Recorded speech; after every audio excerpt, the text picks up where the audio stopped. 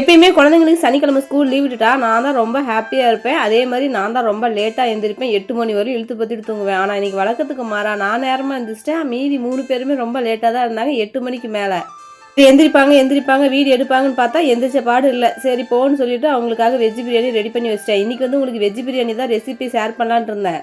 நான் அதுக்கான வாய்ப்பு இல்லை. அதோட பெஸ்ட்டான ஒரு ரெசிபி உங்களுக்கு ஷேர் பண்ணுறேன். மிக்ஸி கப் எடுத்துட்டு அதில் பொடி பொடியாக கட் பண்ணி வச்சேன். பன்னீரை கொஞ்சம் சேர்த்துட்டு 2 பல்லு பூண்டு, 2 வரமிளகா, கொஞ்சமாக கொத்தமல்லி தலை சேர்த்துட்டு சீஸ் இருக்குல்ல அது வந்து பீஸா கிடைக்கும். அந்த மாதிரி கிடைச்சாலும் போட்டுக்கலாம். எனக்கு வந்து பார்த்தீங்கன்னா இன்னைக்கு சீஸ் சீட்டு சொல்லுவோம்ல அதுதான் கிடச்சிச்சு. சரின்ட்டு அது ஒன்று எடுத்து போட்டுட்டு மிக்சியில் வந்து நல்லா நைஸாக அரைச்சிட்டு கொஞ்சமாக தண்ணி ஊற்றி பேஸ்ட் மாதிரி அரைச்சிட்டா நல்லா கிரீமியாக வந்துருச்சுங்க. அப்புறம் மீதி இருக்கிற பன்னீரை இந்த கட்டெல்லாம் நல்லா துருவிட்டு பவுலில் சேர்த்துட்டு பொடி பொடியாக நறுக்கின வெங்காயம், கொத்தமல்லி தலை, குடமிளகாலாம் சேர்த்துக்கணும். சேர்த்துட்டு தேவையான அளவுக்கு உப்பு சேர்த்து நல்லா கலந்துக்கணுங்க. ஏமா தேவி செய்யறதே செய்யற என்னதான் செய்யறேன்னு சொல்லிட்டு செய்யுமா அப்படின்னு கேட்பீங்க. சீஸ் பன்னீர் சாண்ட்விச் தாங்க இன்னைக்கு செய்ய போறோம்.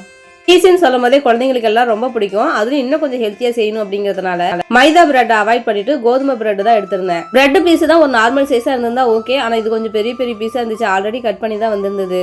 பிரெட் எடுத்துட்டு நம்ம கிரீமியா ரெடி பண்ணி வச்சிருந்தோம்ல பன்னீர் அது சேர்த்து நல்லா தடவிட்டு அதுக்கப்புறம் நம்ம ரெடி பண்ணி வச்சிருந்த பன்னீர் மிக்ஸ் இருக்குல்ல அதையும் நல்லா அப்படியே நல்லா மழை போல நல்லா குமிச்சு வச்சுட்டு அதுக்கப்புறம் இந்த சீஸ் சீட் இருக்குதுல்ல அதை வைக்கலாம்னு வச்சேன்.